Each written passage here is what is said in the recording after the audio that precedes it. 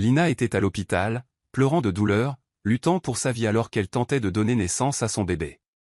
Les infirmières se précipitaient autour d'elle, mais aucun de ceux qu'elle aimait vraiment n'était là. Son mari, celui qui avait promis de l'aimer pour toujours, avait disparu. Sa famille n'a pas pu arriver à temps. Elle était seule, accrochée à son lit d'hôpital, hurlant et transpirant, espérant que tout irait bien. Pendant ce temps, son mari, Taji, était dans une boîte de nuit bruyante et rutilante. Il ne pensait pas à Lina ni au bébé. Il riait, dansait et buvait avec son ex-petite amie, Zara. Il trinquait, souriant comme si rien d'autre au monde n'avait d'importance. Taji avait même éteint son téléphone.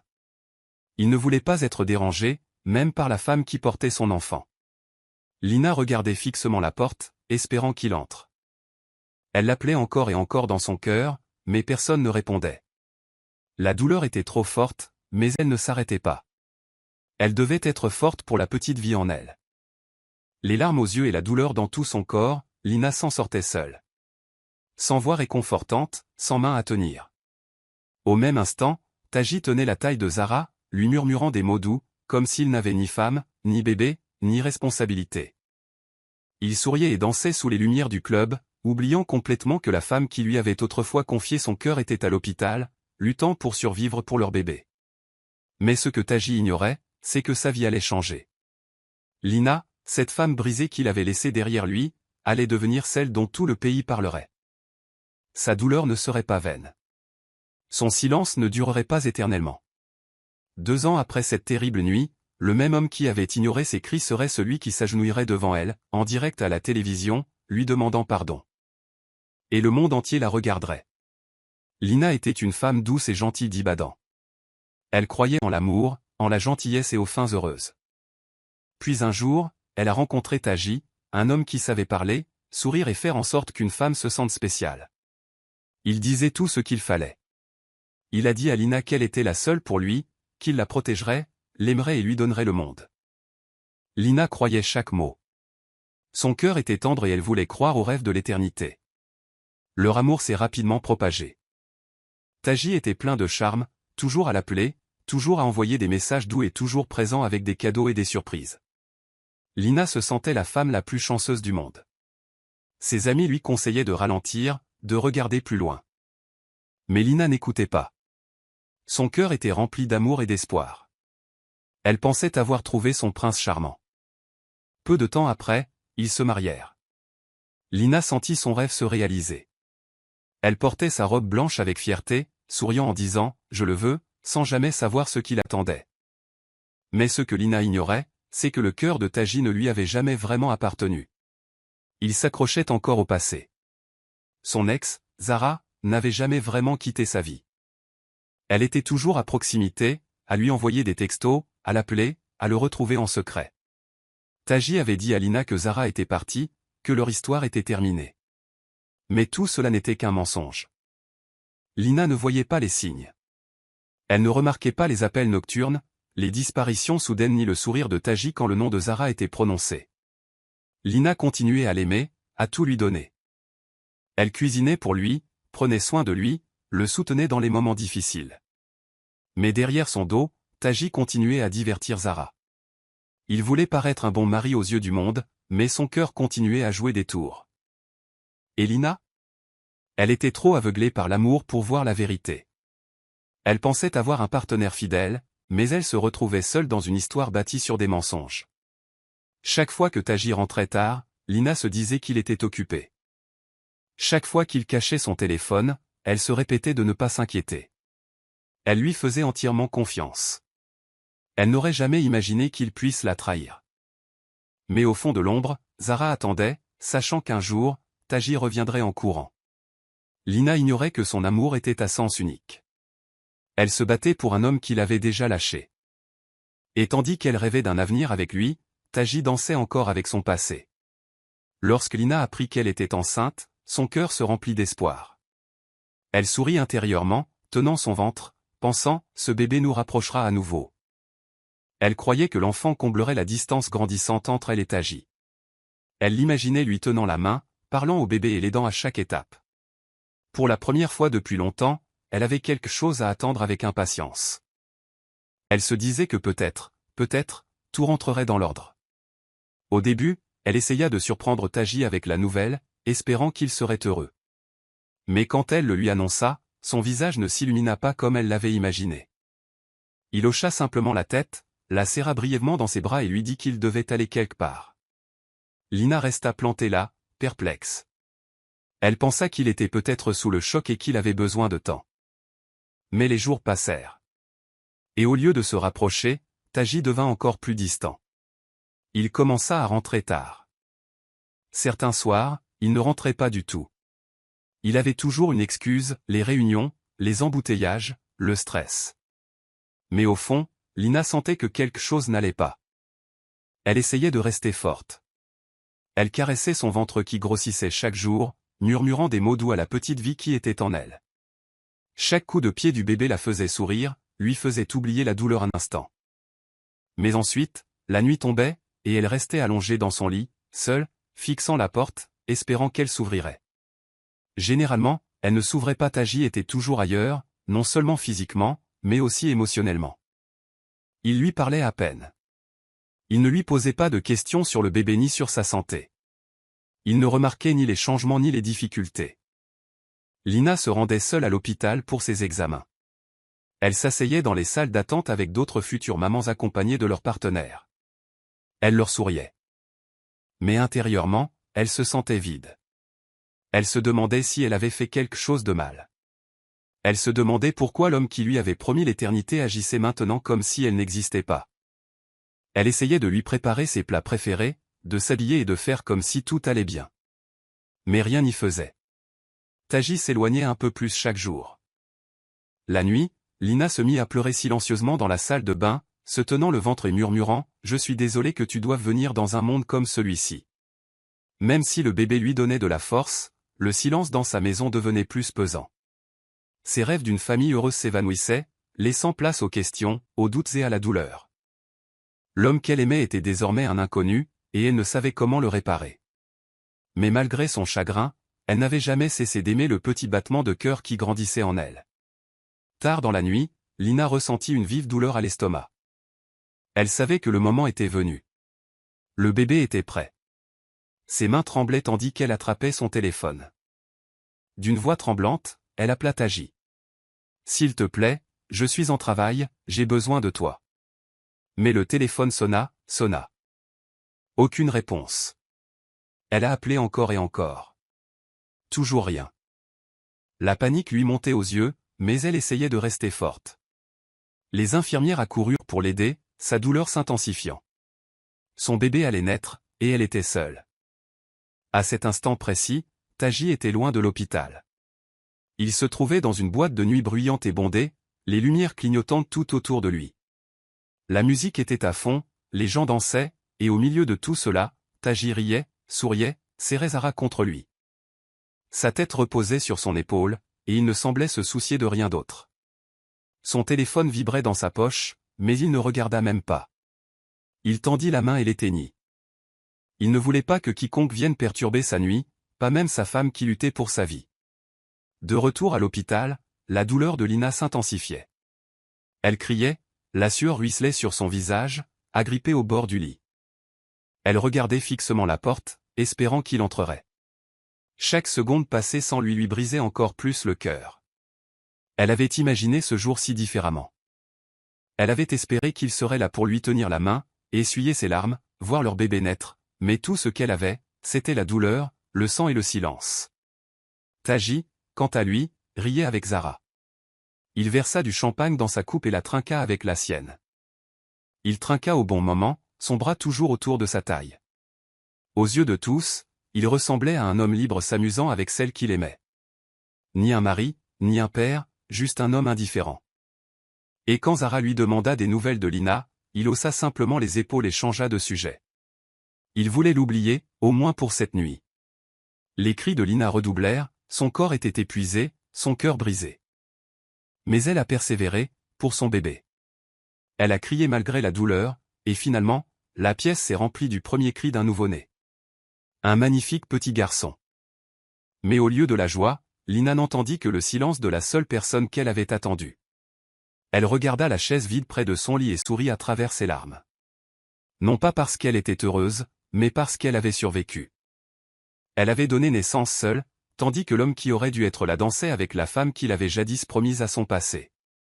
Cette nuit-là, tout a basculé pour Lina. Quelque chose en elle s'est éteint, et quelque chose d'autre, plus fort, est né.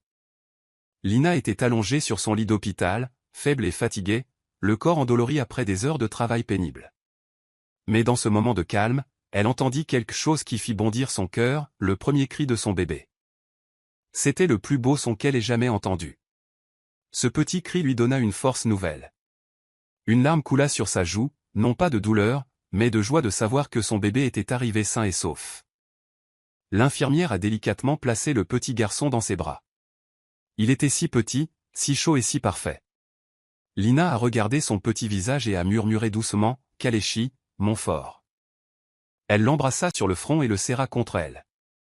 À cet instant, elle ressentit un amour profond qu'elle n'avait jamais éprouvé auparavant.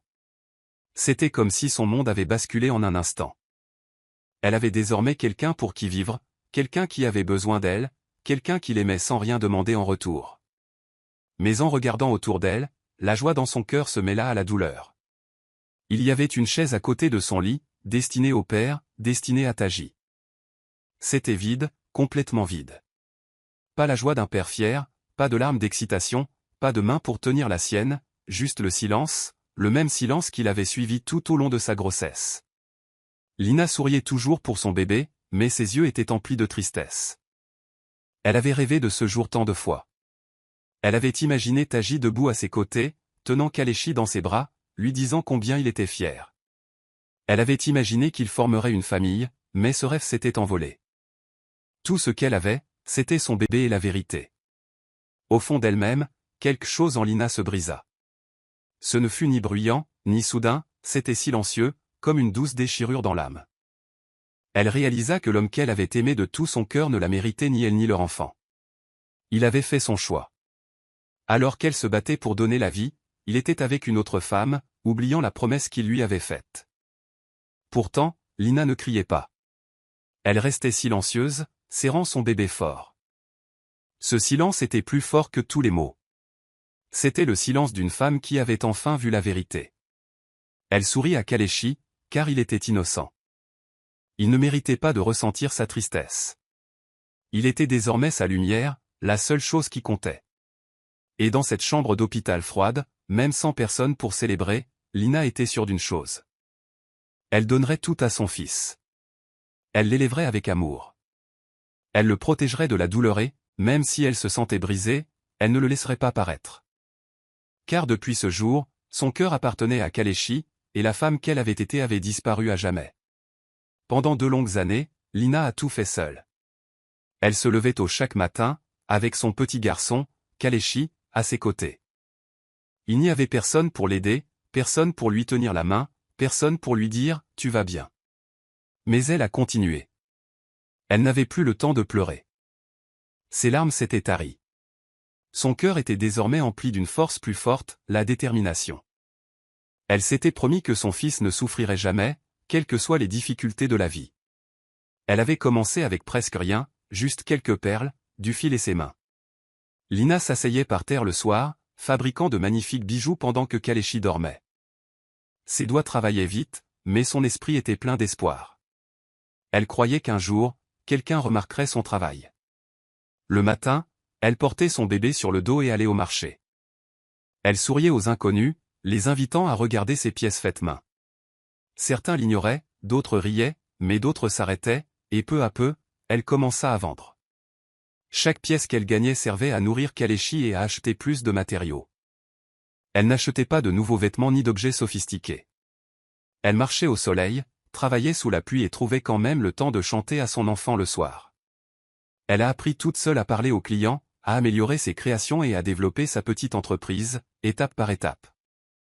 Même si son corps était épuisé, son cœur continuait d'avancer. Elle n'avait pas de mari, mais elle avait un but, et cela lui suffisait. Tandis que Lina s'élevait, la vie de Taji prenait un tournant. Après le nouveau départ de Zara, tout a commencé à se dégrader. Il a perdu de l'argent, des amis et son charme. Les clubs qu'il avait autrefois accueillis ont fermé leurs portes. Ceux qu'il avait autrefois acclamés se moquaient désormais de lui. Il commença à emprunter de l'argent et à faire des promesses qu'il ne pouvait pas tenir. Il blâmait le monde, mais au fond de lui, il savait qu'il avait perdu quelque chose de précieux, et qu'il était trop tard. Mais Lina ne se souciait plus de Taji. Elle n'avait plus le temps de regarder en arrière. Elle gardait les yeux fixés sur son fils et ses rêves. Son petit étal sur le marché était réputé pour sa beauté et son honnêteté. Les gens venaient d'ailleurs pour acheter chez elle. On l'appelait la femme au regard de feu. Elle ne se vantait jamais, ne se plaignait jamais, travaillait simplement. Durant ces 2 années, Lina avait changé. Elle n'était plus la femme silencieuse attendant l'amour. Elle était mère, battante, femme d'affaires. Sa douleur s'était transformée en force, et même si le chemin était encore ardu, elle le parcourait avec fierté, car chaque pas qu'elle faisait était pour Kalichi et l'avenir qu'elle construisait de ses propres mains. La journée avait commencé comme une journée normale pour Lina. Elle était à sa petite table au marché d'Ibadan, rangeant soigneusement ses bijoux faits main. Chaque pièce était le fruit de l'amour, de la patience et de longues nuits de travail acharné. Elle attachait son bébé, Kalichi, sur son dos. Comme chaque jour, le soleil était chaud et les clients rares. Mais Lina continuait de sourire, interpellant les passants, espérant que quelqu'un remarquerait son travail. Ce jour-là, un événement inattendu se produisit. Une belle voiture noire s'arrêta près de son stand, et une femme en sortit. Elle portait des lunettes de soleil et marchait avec assurance. Les gens commencèrent à chuchoter. C'était une célébrité de passage en ville. Tout le monde la regardait déambuler dans le marché. À la surprise de Lina, la femme s'arrêta à son stand et prit un des colliers. Ses yeux s'écarquillèrent. « Qui a fait ça ?» demanda la femme. « C'est moi », dit doucement Lina. La célébrité a souri et a dit « C'est magnifique, tellement différent, tellement vrai ». Elle a acheté plusieurs pièces et a même pris une photo avec Lina et bébé Kalichi. Cette photo a été immédiatement diffusée sur ses réseaux sociaux, et c'est là que tout a basculé. En quelques heures, la publication a commencé à être partagée. Les commentaires ont afflué de tout le pays. Qui est cette femme? Où puis-je acheter ces bijoux? Quel talent! Le téléphone de Lina n'arrêtait pas de sonner. Le lendemain, son stand était pris d'assaut. Tout le monde voulait sa part du gâteau. Certains venaient des villes voisines, d'autres de villes lointaines. Même les médias locaux venaient lui parler. Les commandes ont commencé à affluer de tout le Nigeria, puis d'autres pays africains. Tout le monde voulait acheter des bijoux de la femme qui les avait fabriqués de ses mains et avec un grand cœur. Lina n'en revenait pas. Ces mêmes mains qui autrefois essuyaient les larmes fabriquaient maintenant de l'or. Pas de l'or véritable, mais quelque chose de plus précieux. La beauté issue de la douleur. La force issue de la lutte. Elle a agrandi son petit commerce et embauché d'autres femmes comme elle. Des mères célibataires sans soutien, comme elle autrefois. Elle leur a donné du travail, de l'espoir et une raison de sourire à nouveau. On a commencé à la qualifier de symbole de force. Des articles ont été écrits sur son histoire. Des émissions de télévision l'ont invitée à prendre la parole. On l'appelait la femme qui transformait les larmes en trésors. Mais Lina ne s'est pas laissée monter à la tête. Elle est restée humble, concentrée et reconnaissante. Elle ne l'a pas fait pour la gloire. Elle l'a fait pour Kelechi et pour toutes les femmes qui se sentaient délaissées. Ce jour-là, au marché, a été un tournant. Ce fut le jour où le monde vit de quoi Lina était faite. Pas seulement de perles et de fils, mais aussi de courage, de passion et d'un cœur qui refusait d'abandonner. Elle était partie de rien, mais maintenant elle était tout. Autrefois, Taji vivait comme un roi. Chaque soir, il était dans les plus grands clubs, vêtu des vêtements les plus tendances, offrant des boissons à tout le monde et se lançant dans la frénésie. Les gens le suivaient partout, riaient à ses blagues et l'appelaient « le grand monsieur ». Il se sentait puissant, comme si rien ne pouvait jamais aller mal. Mais ce qu'il ne voyait pas, c'est que la belle vie ne dure pas quand on la construit sur des mensonges, de l'orgueil et des choix insensés. Après avoir quitté Lina, Taji retourna auprès de Zara, pensant qu'elle lui apporterait le bonheur. Mais Zara n'était pas la femme qu'il croyait. Elle n'était là que lorsqu'il avait de l'argent et du plaisir à lui offrir. Dès que son argent commença à manquer, l'amour de Zara disparut. Un soir, elle fit ses bagages et partit sans dire au revoir. Taji regarda autour de lui dans sa maison vide et goûta pour la première fois à la solitude. Ses dettes commencèrent à s'accumuler. Il avait emprunté de l'argent à des amis, à des inconnus, et même à des gens qu'il n'aimait pas. Maintenant, ils l'appelaient tous, le menaçaient, le poursuivaient pour leur argent. Son téléphone, autrefois rempli d'invitations à des fêtes et de messages doux, était maintenant rempli d'avertissements. Il essayait de faire comme si tout allait bien. Mais au fond, il savait qu'il sombrait. Un jour, assis dans un bar miteux, sans personne à qui parler, il leva les yeux et vit quelque chose qui lui coupa le cœur. Sur l'écran de télévision dans un coin de la pièce, elle était là, Lina. Elle se tenait à côté du gouverneur, souriante, un prix à la main. L'écran annonçait « Lina Adeyemi, femme inspirante de l'année ». La foule l'applaudissait, les flashs des appareils photos s'allumaient, et son nom était sur toutes les lèvres. Taji avait froid. C'était la même femme qu'il avait laissée seule dans un lit d'hôpital, la même femme qu'il croyait faible, celle dont il croyait qu'elle ne pourrait survivre sans lui. Et maintenant, le monde entier la célébrait, tandis qu'il était assis seul, sans emploi, ruiné et oublié. La douleur le frappait profondément, non seulement parce que Lina avait réussi, mais aussi parce qu'elle était devenue quelqu'un qu'il ne pourrait plus jamais toucher. Autour de lui, les gens se mirent à chuchoter. Certains ont pointé l'écran du doigt, puis lui. « N'est-ce pas son ex-femme » a demandé quelqu'un. « Elle va très bien maintenant » a ajouté un autre. Quel dommage. Il a vraiment fait une erreur. Taji a baissé la tête. Le rire qui l'accompagnait autrefois s'était transformé en pitié et honte. Les mêmes rues qu'il arpentait fièrement lui semblaient désormais lourdes. Il n'avait plus rien, plus d'argent, plus de respect, plus d'amour. Et le pire ? La femme qu'il avait rejetée était devenue reine. Il voulait remonter le temps. Il voulait tout arranger. Mais la vie n'offre pas si facilement une seconde chance. Taji était tombé, non pas parce que le monde était injuste, mais parce qu'il avait choisi l'orgueil plutôt que l'amour, le plaisir plutôt que la responsabilité. Et maintenant, tout ce qu'il pouvait faire, c'était regarder Lina briller, de loin. L'ambiance dans la salle était vibrante d'enthousiasme. Lina avait été invitée à l'un des plus grands événements de l'année, une cérémonie où des personnalités influentes se réunissaient pour célébrer des figures inspirantes. Elle était là pour parler de son parcours, de la façon dont elle avait transformé ses difficultés en triomphe. Lorsqu'elle est montée sur scène, vêtue d'une robe qui la faisait rayonner, la foule s'est tue, impatiente d'entendre celle qui était devenue un symbole de force pour tant de personnes. Elle tenait le micro avec assurance, prête à partager son histoire de résilience. Mais au moment même où elle commençait à parler, un événement totalement inattendu s'est produit. Les portes du fond de la salle s'ouvrirent brusquement, et à travers la foule, une silhouette surgit. Les gens se retournèrent pour voir de qui il s'agissait, et des exclamations de surprise emplirent l'air en le reconnaissant. C'était Taji. Il était venu sans y avoir été invité, avait franchi la sécurité et s'était frayé un chemin parmi les invités surpris. Ses vêtements étaient en désordre, son visage fatigué et ses yeux exprimaient le désespoir. L'homme autrefois populaire et tout-puissant n'était plus que l'ombre de lui-même. Avant que quiconque puisse réagir, Taji s'est agenouillé sur scène, juste devant Lina. Le public était médusé.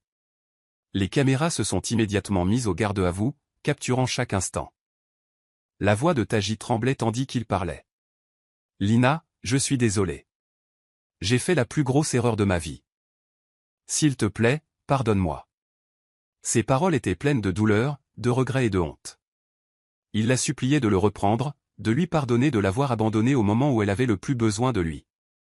Lina resta figée une seconde, non pas parce qu'elle ne savait pas quoi dire, mais parce qu'elle avait déjà parcouru un long chemin. Son regard plongea dans celui de Taji, mais il n'y avait aucune trace de tristesse ou de colère dans son regard.